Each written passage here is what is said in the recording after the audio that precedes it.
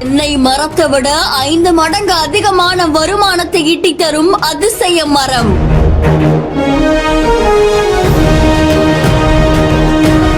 தென்னையை விட 5 மடங்கு வருவாய் இதில் கிடைக்கும்.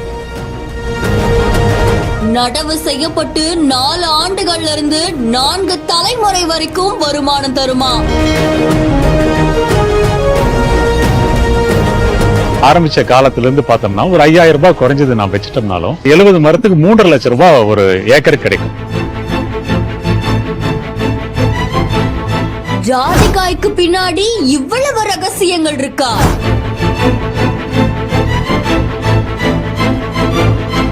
தென்னை அப்படிங்கிறது ஒரு 100-120 வருஷம் இருக்குதுன்னு வச்சிட்டோம்னா இந்த ஜாதிக்காய்ங்கிறது அதையும் தாண்டி இருக்குது. சில இடங்கள்ல 100 வருடங்கள் கடந்து இருக்கிற ஜாதிக்காய் நாங்க பார்க்க முடியுது.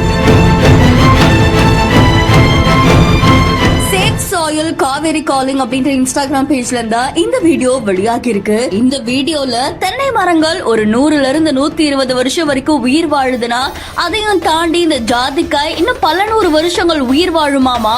அது மட்டும் இல்லாம இது 100 காயில இருந்து கிட்டத்தட்ட 1000 காய் வரைக்கும் இதோடைய மரத்துல காய்க்குமா. இன்டர்நேஷனல் மார்க்கெட்ல இந்த ஜாதிக்காய்க்கு நிறைய மவுஸ் இருக்கிறதால இது அதிகப்படியான வருமானத்தை ஈட்டிட்டு வருதாமா. 70 மரங்களை நடவு செஞ்சோம்னா அது 3 லட்சம் ரூபாய் வரைக்கும் வருமானம் தருமா. ஒரு ஏக்கர்ல பல லட்சம் ரூபாய் சம்பாதிக்கலாம் அப்படின்ற மாதிரியும் சொல்லப்படுது.